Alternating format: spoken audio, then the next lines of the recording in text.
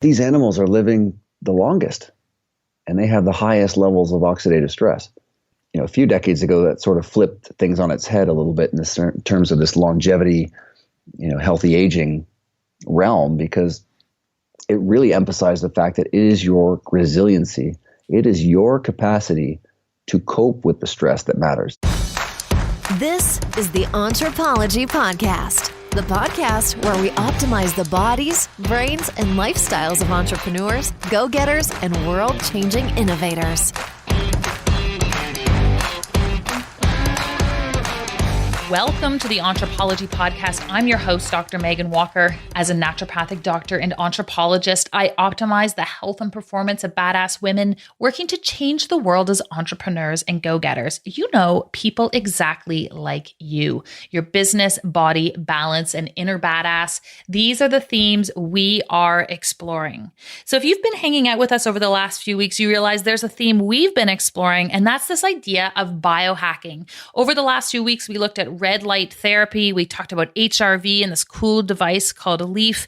And today is kind of the grand finale of this triple threat of biohacking that we've been having over the last few weeks. And today I had the pleasure of welcoming my colleague and friend, Dr. Marc Bubbs. Dr. Bubbs is a naturopathic doctor, speaker, performance nutrition lead for Canada Basketball, and he is the author of his new second book, Peak, the new science of performance that is revolutionizing sports, an integrated and personalized approach to athlete health, nutrition recovery, and mindset. And here's the thing, Dr. Bubbs knows that my audience is not necessarily elite super athletes, but we are elite and we are super. And what we are always looking for is a little bit of an edge as it pertains to performance. And that's what we went about today. We didn't necessarily go deep on any one topic. We hit a bunch of highlights. We talked about metabolic rate. We talked about how to have coffee, how to dose it, how to leverage it in exercise, to keto or not to keto. How do we really start to hack our sleep to optimize recovery? And what sort of recovery cues should we be looking at from our body when we're trying to understand whether it's time to go hard or pull back? This interview ran a little bit longer than most because I just couldn't stop asking questions. From mindset to tactics to food to movement, we covered it all as we wrapped up our biohacking series. If you've heard Marc speak before, you know that you are in for a treat. He is a wealth of knowledge, and it is my absolute pleasure to welcome back to the podcast my friend, Dr. Marc Bubbs. Dr. Marc Bubbs, welcome back to the Anthropology Podcast. Amazing. Dr. Meg, thanks so much for having me on. I'm really stoked to get back into this. I haven't had you on the Anthropology Podcast for about 100 episodes or an entire book ago, as the case may be for you. Can you give everybody a bit of an update on who you are and what you've been up to since you were here last? Absolutely. Yeah, I'm a naturopathic doctor from Toronto, and I work in performance as well with Canada Basketball as the performance nutrition lead. And so for me, in clinical practice, I work with a lot of athletes and active people who are really trying to push the limits a little bit in terms of achieving some goals, and also work with, the rest of us who are trying to just get through the day, perform well at home, perform well at work, and, have enough energy left over to have time for friends and family on the weekends, right? Well, and that's just it. I think the reality is, you and I were both chatting about this beforehand. We both have 3 kids. And whether or not we would identify as athletes, I will not. We need to actually be in peak performance just about all the time, or we're going to get run over and attacked and eaten by small people. And so just executing as entrepreneurs in our world requires that we are in a state of high performance. So I'm actually really looking forward to kind of delving in to some of the things and some of the misconceptions that actually exist around peak performance. And so if we started there, if we went, okay, of all the things that we could do with respect to performance, if there was just one thing that you could give somebody to start to do, if they were like, I just need to execute at a higher level in my life, what would you get them to do? Yeah, this was a really fascinating part of researching in the book and being able to connect with different performance teams in various sports and various elite athletes. And one of the things that really jumps out is this idea that elite performance is incompatible with frequent illness, and even not just actually having an infection, but the symptoms that you would get if you were tired or run down or fatigued. And that's not always something that we sort of put our finger on, because this notion of consistency, of just being able to show up day in, day out, and really perform at 90% of what you can do, right? Not have days where you're 110%, but then losing weeks because you're 70%, but really trying to be consistent throughout the week, throughout the month, throughout the year.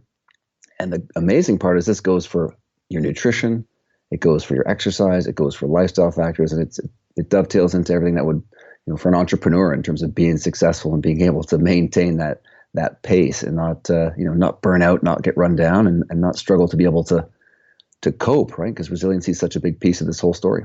And what are you finding? Are you finding that people are like high performers, and then they hit a wall and they just keep getting sick and they're in a rut? Or do you find that there's just people who are inherently like not well? They're just like, oh, I'm always sick. I'm always susceptible. Or is it a bit of both? It's a little bit of both. And I think when we see people who are, high performers in their job, and then they want to improve their health, they maybe want to lose some weight, they want to upgrade their exercise or nutrition, they tend to have that mindset of really going for it hard in that first 2 weeks or 4 weeks or even 6 weeks, and trying to see, a lot of gains in a very short amount of time. And that can be fine, but it's really, the amount of effort and intensity there is difficult to maintain in the long run, because the rest of their life is going to get busy. And so they're committing a lot of resource in this very finite window. And again, when you look at nutrition, when you look at training, whoever actually just shows up and does the training over the course of a year, great work by Dr. Dan Cleather, St. Mary's University in the UK, that's the person who gets the fittest, not the one who came out of the gates and had a great 4 weeks or was really motivated. And so I think that's a nice aspect of when people are working with a trainer, a coach, a doctor, a naturopath who's trying to lay out a path for 6 months down the road or a year down the road, right? Rather than this. And again, transformations in 4 weeks can be a little bit fun sometimes, but it's not nearly as sustainable as the interwebs and Instagram would have you believe, right? Yeah. And have you found that, I see this in practice, so I'm curious your perception on it, but I find often the people who are consistently getting sick, they're also the people who have less respect or less understanding around the idea of recovery. So they keep getting sick, and yet the moment they feel slightly better, they're back at that spin class, or they're like pushing themselves at 1,000,000 miles an hour. Can you there's two pieces there. Can we just talk about recovery in general and the importance, and I would argue the need to really revere recovery as a tactic for performance, but also this idea of like, what the heck do we do about working out and pushing hard physically when we are consistently feeling unwell or under the weather? For sure. I mean, it definitely includes the folks that are getting sick frequently, but a huge swath of people here are not even getting sick. They're the ones who are going to the gym, and all of a sudden their performance doesn't really get much better. They're not lifting more weight. They're not, their aerobic fitness isn't improving. Maybe their weight loss is plateaued, and they're unsure of where to go next. And just as you mentioned, this idea of recovery, when we look at the best athletes in the world, even the best sports scientists will tell you it's really less about overtraining than it is more, as you mentioned, under recovery. And you always think, well, listen, these are professional athletes. They're training really intensely. That's got to be more intense than me with my job and what I'm doing. But when you actually think about it, you have a long day at the office. You're working 8, 10, 12 hours, whatever it might be. If you've got commitments, family, kids at home, all of a sudden you're not sleeping as much as you should be. You're the one who's actually doing the cooking.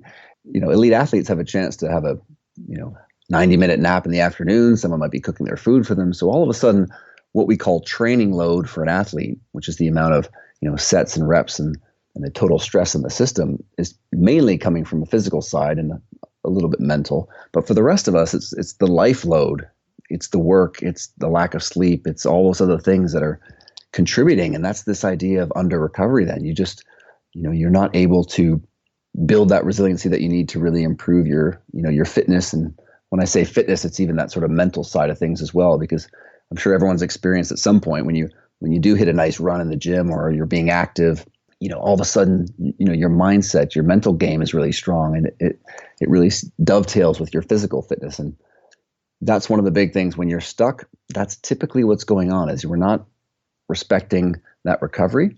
And then the training plan that someone might be following is just not thoroughly enough laid out to really have kind of a longer term picture, right? As if you're investing your money. People always think longer term, but when we think about fitness and weight loss, for some reason we get stuck in what can you do for me in 4 weeks, right? We're that immediate gratification culture. So if I can't lose all the weight in 4 weeks, I'm just not even sure it's worth the effort. Yeah, and when you look at like elite, and this isn't to say that people need to be, bodybuilders or figure competitors, but these people get paid to get lean.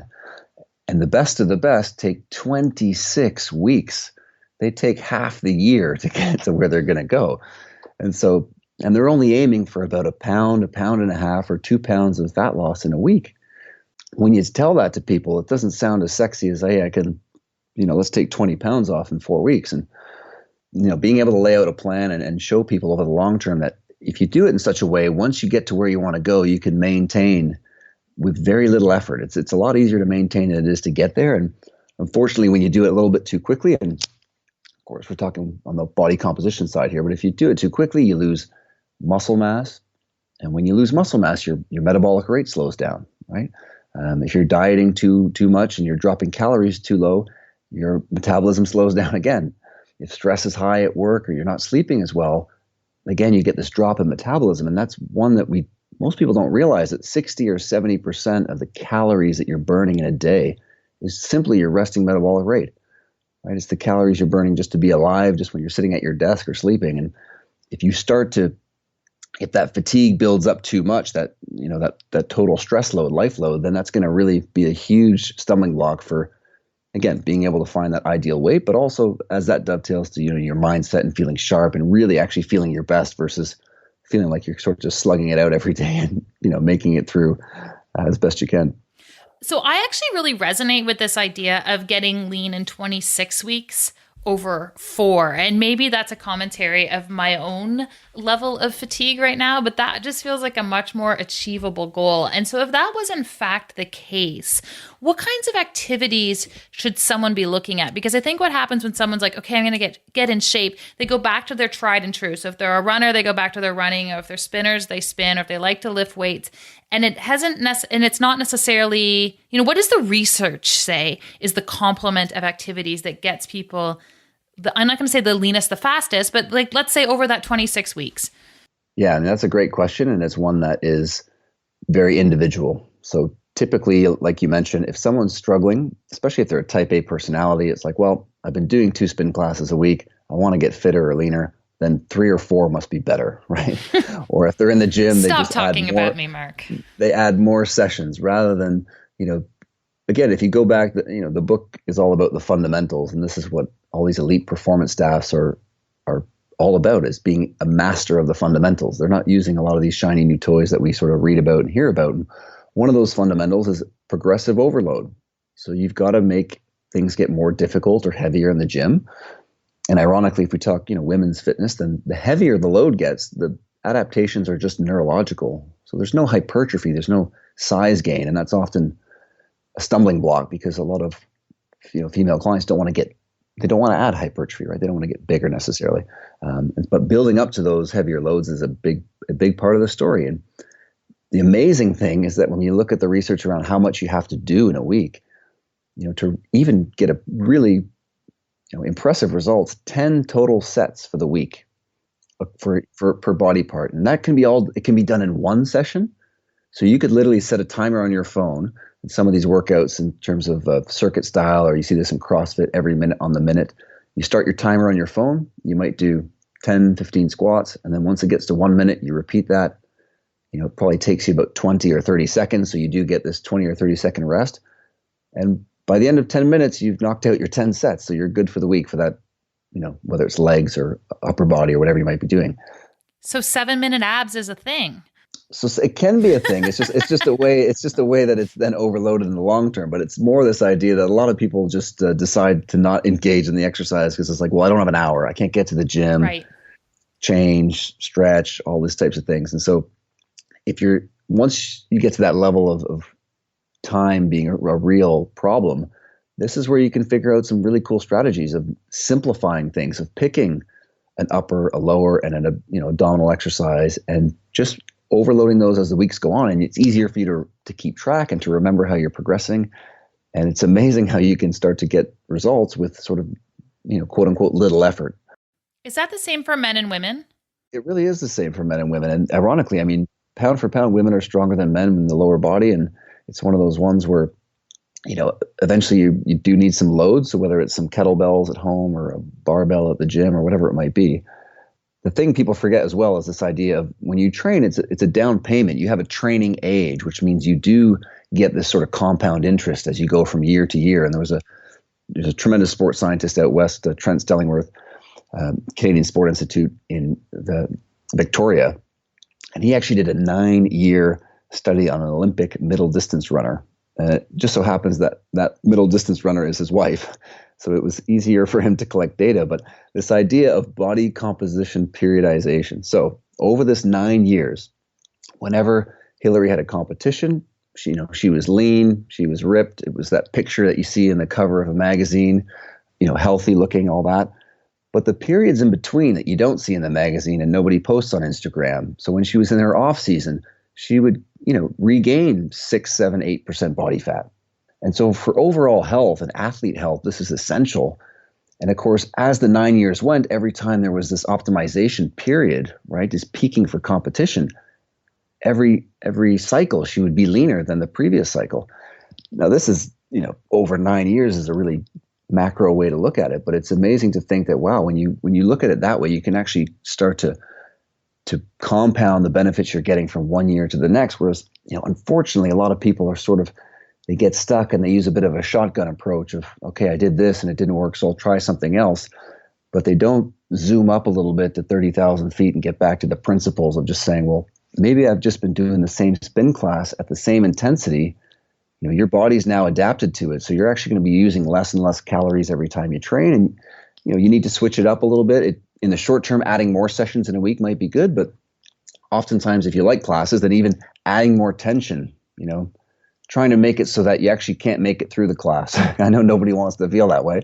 But adding enough tension, and if there's a watt meter on your spin class bike, then that's one way you can check how much power you're generating, because that's actually going to be sort of the key. So there's little ways like that. And actually in the book, we talk about, there's all sorts of technology you can use, but just your subjective feeling of how you're doing is almost pound for pound as good as the tens of thousands of dollars worth of equipment that, professional teams and us at Canada Basketball use. So just asking yourself on a scale of 1 to 10, how hard was that sprint, is a pretty good way to estimate how hard you were working. So that's kind of a nice way, when you go back to your group classes, or even when you're training yourself in the gym, to be able to evaluate, okay, was that a tough day, or was that, moderate or easy? Yeah, well, I have a little Whoop. I'm not sure if you've used these or what you think of them, but it's interesting because it measures the ratio between recovery and strain. But after it detects that you've had a workout, or in my case, when I've also put my kids to bed, it asks me to rate how hard I thought I worked. And I find that really interesting on both a psychological level, and then to start to correlate that data in terms of how hard it perceived that I worked over that given workout. So I do think there's really a lot of power to this idea of also just subjectively recording your effort. Yeah, and you see that a lot with the different apps. Is that a daily wellness questionnaire has been validated to be, equivalent to some of these tools that you might use in a high performance setting. And again, it's a great way to be able to say, was that a 9.5 out of 10? Was I really going for it, or was that an 8? And that doesn't mean you should always be at a 9 or 9.5, but a simple way over a month is to say, hey, I should be starting out at a 6.5, 7. By the end of the month, I should be close to a 10. And then you repeat that from month to month, and you should be, improving as you go along that way. Is a great way to do it. Yeah. And the naturopath in me also is thinking about this idea of also just be mindful of what else is going on in your life. Like back to this idea that you talked about before in terms of total load or allostatic load. I have a lot going on right now. I've backed off on my exercise. I've been consistent, but I haven't gone quite as hard because I can feel it. I can't recover as efficiently as I otherwise would. Absolutely. And that's the beauty of some of these subjective values, because we know when your nervous system's getting run down, if we were to actually put you in a lab and assess your work output, you wouldn't be able to do as much work, or for the same amount of given work, your heart rate would be higher. So you'd see this sort of effect of the nervous system not being able to keep up. And that's what's really nice about these subjective values is that, yeah, it's taking into account the fact that you had a really long week or you didn't sleep well, because the hard drive, the brain's going to be taking all that into account. So it's definitely a great tool. I want to move on from exercise, but before we do, you've given us this amazing tip in terms of doing, 10 reps. It's 10 reps, right? 10 total sets or 10 total reps? So you could do 10 sets. So every minute on the minute, and you can pick the amount of reps, and then, go from there. And then how do we balance that out with cardio? Cardio is an interesting one because, again, for people who are, let's say, struggling to recover enough, or that resiliency piece is lacking, despite the fact that the person oftentimes, again, if you're type A, you feel like you're mentally tough enough to keep going. But if you were to be assessed, you could tell the nervous system's actually, like a duck on water. The feet are really paddling away like crazy into the surface. The fact that slow, steady state aerobic work is actually, like a big hug for your nervous system. It's a great way to reboot and rebuild your nervous system. But it's tough to tell people sometimes to work out slower. If you think of this sort of barbell approach of the two ends of the barbell being polar opposites, so we have sort of higher intensity at one end, let's say it's the right side, and on the left side, we've got slow, steady state. And what we want to try to do is not spend loads of time in the middle. We want to be working quite hard, or we want to be doing lots of slow, steady state. Because again, the best aerobic, endurance athletes in the world spend 80% of their training in an aerobic heart rate zone. The trouble is they're so damn fast to the rest of us, it looks like they're sprinting.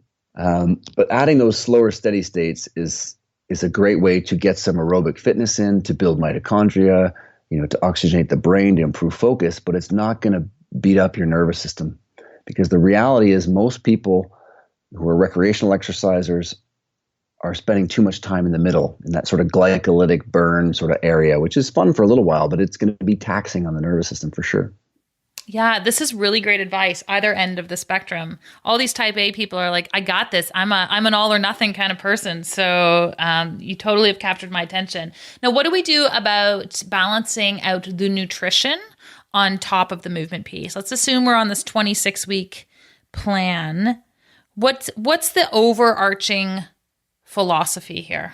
The nutrition piece is obviously a huge part of the whole story. And it's a fascinating one because obviously there's a strong emotional tie to what we eat, right? It's like, what's the one diet for everybody, Mark? Yeah, don't talk religion or politics at dinner. I think the third one at a dinner party is don't talk about your diet. So true. But no, if we stay on this endurance discussion here, even in the guidelines from the American College of Sports Medicine, et cetera, they suggest that, 30 to 50% of the time when, elite athletes are training, they should purposely restrict the amount of calories that are going in. And to simplify this, we'll just say carbohydrates that are going in, because that's typically the one that gets manipulated. So you think, wait a minute. So the most elite, who are sub 10% body fat, they're spending 50% of their sessions where they're strategically consuming fewer carbohydrates or no carbohydrates before these sessions.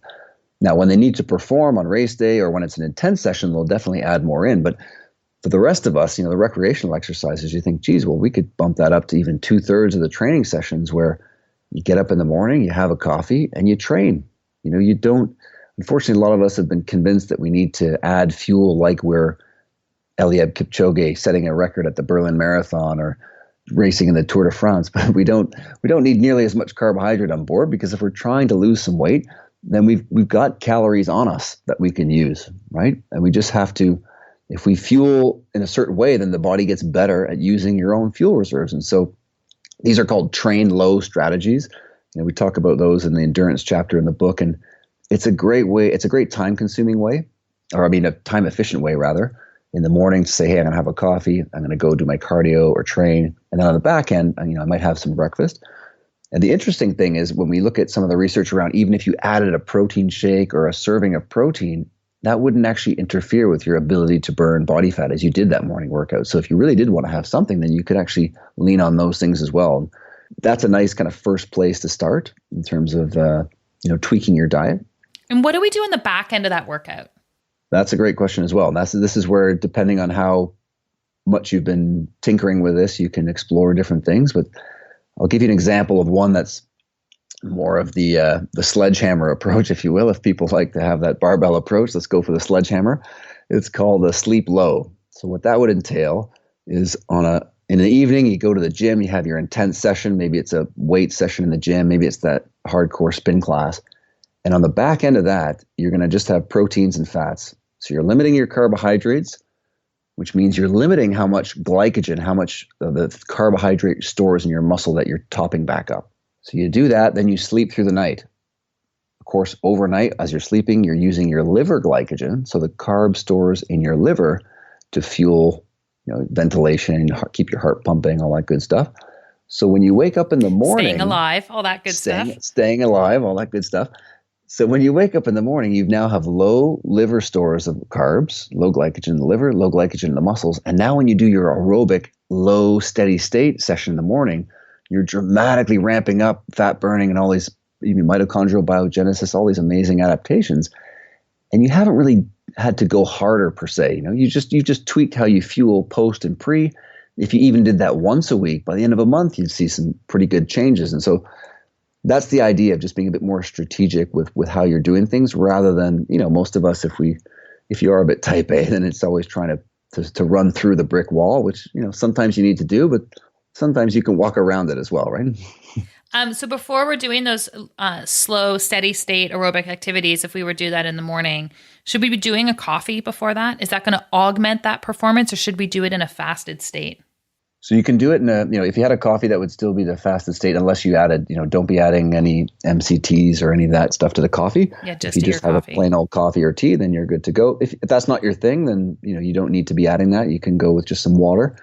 But, for a lot of people, a coffee helps to reduce perceived exertion a little bit, and helps to get you motivated. So, but the key to that earlier morning session is to keep it aerobic. And I think that's where a lot of people, if you're used to always pushing hard, it's actually hard to pull yourself back. And one of the suggestions that we, Phil Moffetone is quite a legendary endurance coach, gives is to use 180 minus your age and then subtract 10 beats per minute off of that. And so let's say you're 40 years old. That's 180 minus 40, so you're down to 140. Take another 10 off, and that's 130 beats per minute would be the top end. So we would say to you, you cannot exceed 130 beats. Like, that's low. That's low. And so the person will come back and they'll say, well, geez, I couldn't get more than a quick walk. Perfect. You're training aerobically. Keep doing that. By the end of the month, the same heart rate, now you're jogging. So you've increased the speed at which you can work, but your heart rate hasn't changed. So now that's an easy way for you to actually tell that you're improving aerobic fitness without any kind of machinery or anything else. But that's typically the first thing that people say is, wait a minute, like I can't even jog at that heart rate. And that lets you know that most of the time when you're doing your quote unquote cardio, you're actually in this glycolytic, you're burning carbohydrates rather than your fat stores for those sessions. Interesting. And what about weight training? Like, is there an argument that we do aerobic in the morning and we pick a different type of day if we're lifting heavy weights, or just pick the time of day that works for you? Yeah, when you look at the research, it's really about consistency. So whatever time of day, if you want to do it all at once, if you want to split it up, you at the very tip of the spear, there's a small marginal gains for maybe putting them in a certain order, but most of us, to think about that too early is going to throw things off. So it's really just about, when is this easiest for you to get in? When can you commit to it today? And then in week 26, you're still hitting the same number of sections a week. And then that'll determine. If it's only once a week you can do, then that's when you try to have a big session and get everything in. But if you can, put 2 or 3 smaller sessions in, then that's a great way to be able to then spread it out a little bit. But either way, as long as you get the amount in per week, it's really up to you, up to your schedule, and up to what you like to be able to find the right approach. Okay, I want to get into a few more biohacks in a few minutes, but I need to go down this rabbit hole because I have you here, and I can feel our listeners wanting to ask this. Keto or not to keto? Where are we at on this spectrum? This is not a dinner party. You can speak your mind. This is not a dinner party. This is one of the things in the book of, in elite performance, there's never a discussion around sort of absolute dietary strategies. So this whole train load discussion we've had is all about, they would strategically and purposefully use sessions where they would, the meal would look like a keto meal, and you'd get an adaptation from that, but you wouldn't necessarily have to commit to the keto full stop. And the reason for that, again, is, when researchers in Australia or Canada or in the US are doing all this research around endurance exercise, we haven't been able to see any medals being won by people who are strictly keto. Okay. Now, that doesn't mean you shouldn't, if keto works for you, go for it. It's terrific. It can be helpful. But again, it's more this idea of once you have a dietary strategy that works for you, start playing with some of the nuances. You have that intense session in your keto. Well, maybe this one day a week, you add more carbohydrates before that session, because as some of the great nutritionists, in terms of female nutritionists, would tell you, is that sport nutritionists, that you're going to fuel that training with carbohydrates. You're going to get a better output. You're going to get a better training outcome in terms of how much effort you can put into that. So this is where you start to get into the nuances. Then you've got your scaffolding of the typical approach that you tend to like, and then from there you're going to strategically pick maybe meals of the week that are very low carb, some other meals that might be moderate, and some others that might be higher. And you just have a little detective work. And most of us have a meal on Friday or Saturday night that's a high carb meal anyway. So when you're out with friends, or a nice Italian restaurant, maybe it's some pasta and bread. So that's already layered in there. It's all about having finding the other days that will work for you to really round out the approach. So again, all the approaches are fine. You always just want to ask yourself, like, am I achieving my goal? Because the goal shouldn't necessarily be just to see ketones in the urine or blood. It should be to achieve that X outcome in terms of the gym, or in terms of your work, or your energy with the family life, or whatnot. So sometimes we can get lost a little bit with the metrics and forget about the outcomes. Well, I think it's a really great reminder, and I'm not sure what you see clinically and if you're working with a slightly different population, but I certainly see people moving in the direction of the results they want early on in a ketogenic diet. And then I just about always see people hit a wall of stress, where if we're doing any kind of measurement related to blood or urine markers of adrenal fatigue, like, people are hitting a wall really quickly on a keto diet, in particular women. So do you have any comment on that? Are you seeing similar things when you're looking at more objective findings in that sense? Yeah, that's a really interesting one, because when we look at, again, markers of nervous system stress in athletes, one of the best ones is to measure someone's resting metabolic rate. And of course, you have equations you can do that with, but when you do it in a lab, those two should match up. And when they don't, that lets you know that the athlete or the person is fatigued and has a sort of adrenal picture. And what can happen with a keto diet in the short term is you get a really big drop in caloric intake, right? Because the most commonly consumed foods are higher in carbohydrate. All the processed foods are high in carbohydrate. So rather than having this kind of small drop in calories and this sort of 26 weeks or so approach, you get a 500, 600, 800 calorie drop, which is great in the first 4 weeks, seemingly. But because you've dropped calories so much, you're burning off a lot of muscle mass.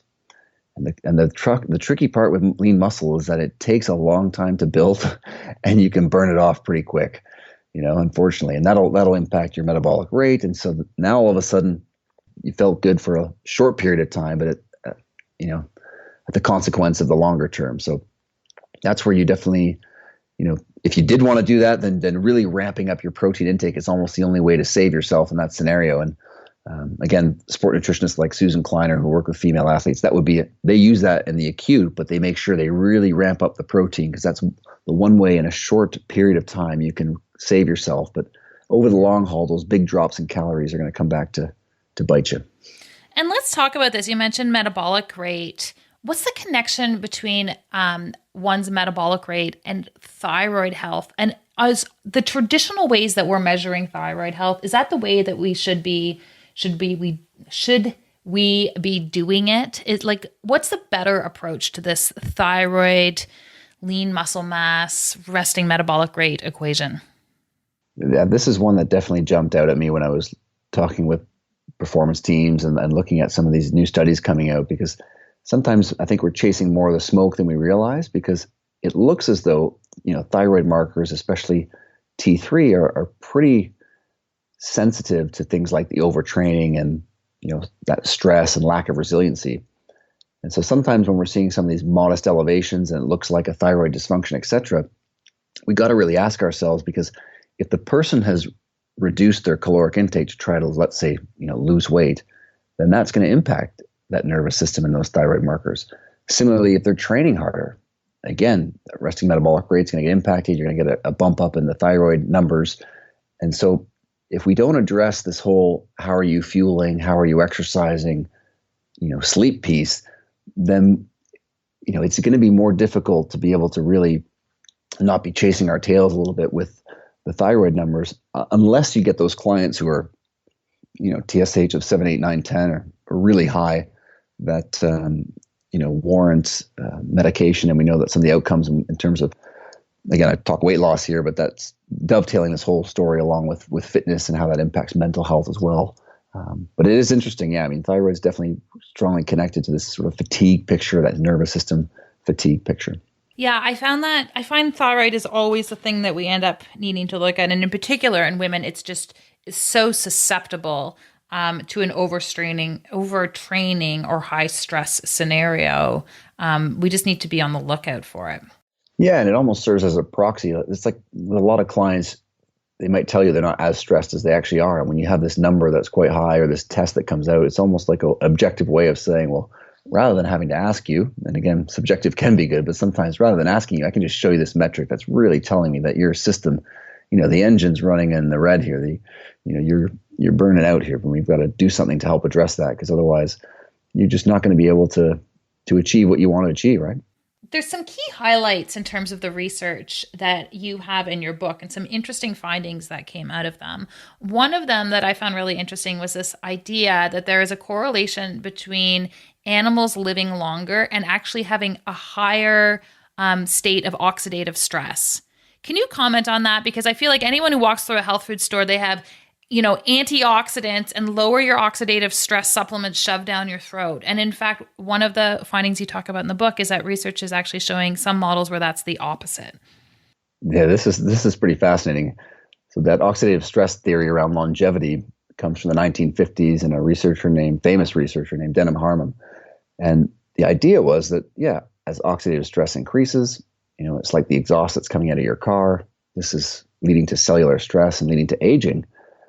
And this is the part of the story that the certain animals, reptiles and birds, and one of them in particular we talk about in the books, the naked mole rat, which looks a little bit like Dr. Evil's pet cat there in the Austin Powers movie back in the day. But that these animals are living the longest, and they have the highest levels of oxidative stress. A few decades ago, that sort of flipped things on its head a little bit in terms of this longevity, healthy aging realm, because it really emphasized the fact that it is your resiliency. It is your capacity to cope with the stress that matters, not the total amount of stress in the system. And you see that even in, again, back to sport, international level athletes who are your Olympic athletes, they can train longer and harder than national level athletes and not get sick. And again, no one can quite figure out why. Are they just better at managing their nutrition and training plan and sleep or whatnot? But again, it's this internal capacity to cope with stress and to have a greater resiliency.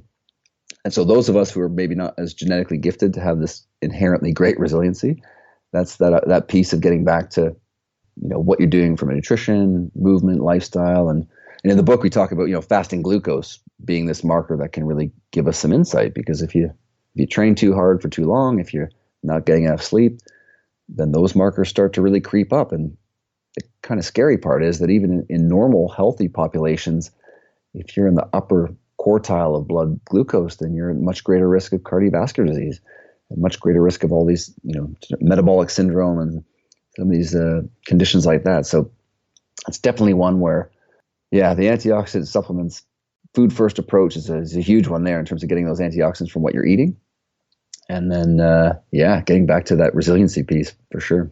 Well, I really resonate with that, because when people ask me how I define health, I always talk about it in the context of physiological resilience. So the more you're able to handle coming at you, to me, that's one of the determinants of health. It's not the absence of disease.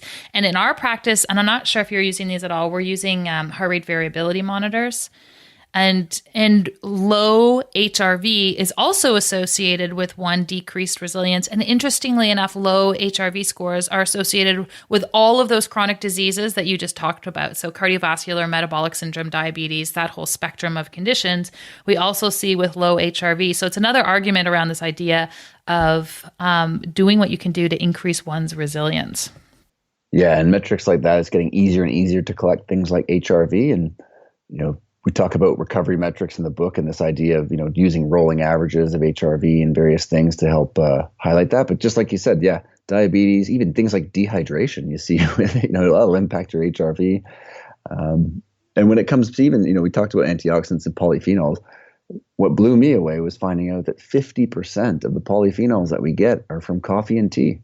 So if you have somebody who doesn't drink coffee or tea and doesn't have a very good diet, I mean, right off the bat, you can see how there's a real big gap there. And the nice part with the polyphenols is it doesn't matter if it's caffeinated or uncaffeinated in terms of if you're going for a decaf coffee, you're still getting these benefits, which is pretty cool as well. Right. And when we're talking about the polyphenols in coffee, we're talking about black coffee, correct?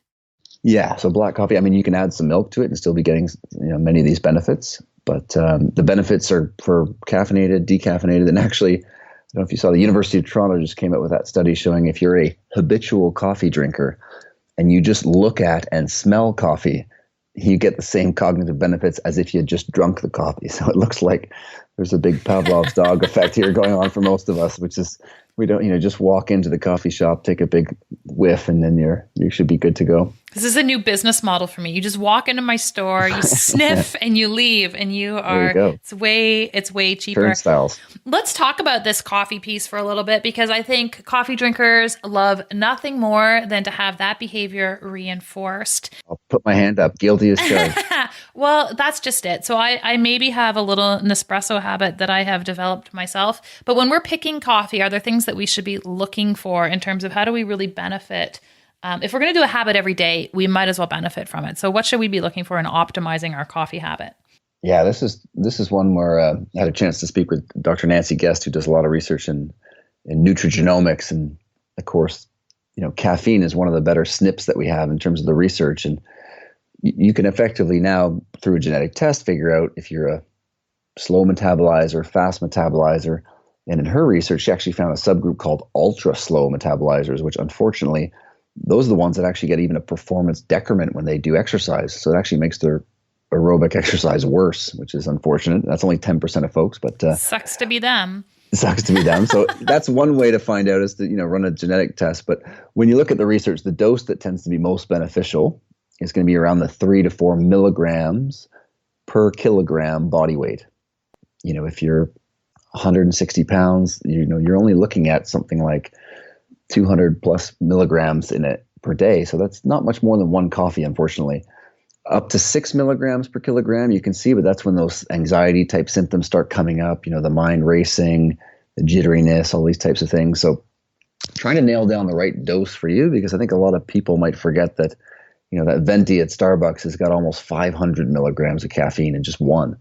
So if you're knocking back 2 or 3 of those in a day, it's not going to help in terms of it's going to be too much to really support cognitive function. You're going to be spinning your wheels a little bit.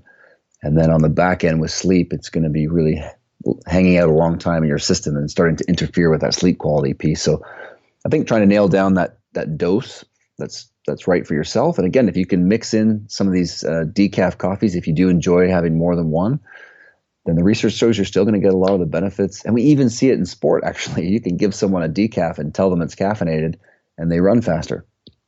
So it's there's a lot of the mental side going into what we take in, whether it's from food or supplements, and coffees fits that bill as well. Well, let's talk about that mental side a little bit, because I think it's one of the things that really gets underestimated by the average person. But anyone who is working with elite athletes or with anyone in elite capacity understands that it is actually the differentiator between people who are just doing the average thing and people who are executing at a really high level. And I know you have a lot to say on these pieces, but can you give us some examples from your research in terms of truly the power of working on and addressing mindset when you're looking to perform in life at an elite level? This is definitely another sort of jaw-dropping area where you think, if you're the best of the best at a sport, like legendary, world-class, you just assume that these things come naturally. You don't assume that they're still literally working on the fundamentals. And the case that I'm talking about is with Serena Williams, could be the greatest female tennis player ever. Yeah, have you heard of her? She's pretty darn good. And so even a few years ago, back when she was, this is around 2013, 14, you could see her at changeovers. So, between games, when they stop and have a sip of water or a sip of their electrolyte drink, she'd open up a notebook and be reading out positive affirmations. Things like, you will move up, you will add spin, you will win. And that's just mind-boggling to think that someone who already had, more than a dozen majors, who was already, far ahead of her competition, was still going back to these things, still herself had doubts, which, if you ever watched her play tennis, there's no more dominating female player out there than Serena Williams. And so I think that really resonates, that for the rest of us, we need to keep working on these things, even if we might think that we have them under wraps, or maybe we actually overlooked them, because, again, going through some of the classic research, William Hart, University of Alabama, the language that we're actually using to describe our situations, that starts to determine actually how we see it and how we experience it and how we actually participate in it, which is pretty overwhelming to think about. Your version of the events is playing a huge role in all this. And because the brain tends to default to negative thinking, when you sleep, when you get less than 7 hours of sleep, if you're working long weeks, you actually then start to increase the amount of negative thoughts as well. So if you're in this soup where you're really pushing the limits and working hard and not sleeping enough, you're going to be pulled in this direction of having more sort of negative self-talk and doubt and things like that. And so, that's a nice fundamental to be adding in of a short strategy, whether it's 5 or 10 minutes of reinforcing some of these things so that you can start to get some more of that positive self-talk and control the narrative a little more in between the ears. Well, yeah. And sometimes it's the power of self-talk, and sometimes it's the power of reframing. And I think you referenced Kelly McGonigal or Peter Jensen and this real capacity of elite athletes to be able to reframe the pressure or the adversity that they're facing. Can you comment on that a little bit? Because I feel like there is nothing that is more unifying for entrepreneurs than this idea that, some days are great and other days you just feel like you're battling up a hill. How can we reframe that in such a way that it feels more like we're gliding? Yeah, that was a really refreshing TED Talk that Kelly McGonigal, who's a PhD health psychologist at Stanford, and she was mentioning how she spent years and years telling people stress is bad and stress isn't good for you. And then all of a sudden, her research is showing that just believing stress is bad makes all the outcomes worse. And so again, this sort of mindset piece becomes massive. And the notion that, pressure is a privilege. And so that's one. Peter Jensen's the sports psych at Canada Basketball, legendary psychologist here in Canada, and reinforcing this notion that if you feel pressure, that's a good thing. It means that you care, and it means that you think you can make a difference. And so I think, again, when we're feeling good, we can harness that sort of positive side of stress.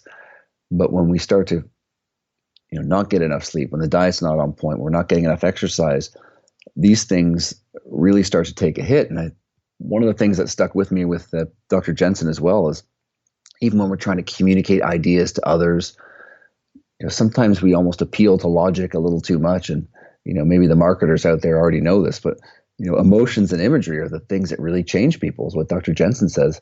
And so finding that way to connect with them on that level.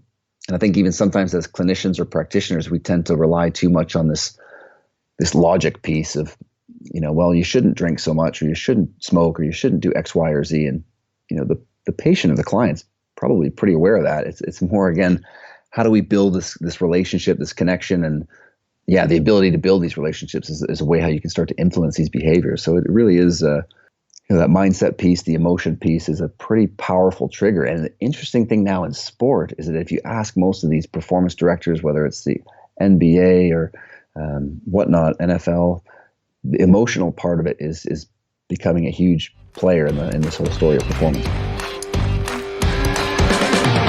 We've all heard that mindset has a huge influence on our ability to be effective and amplify in this world.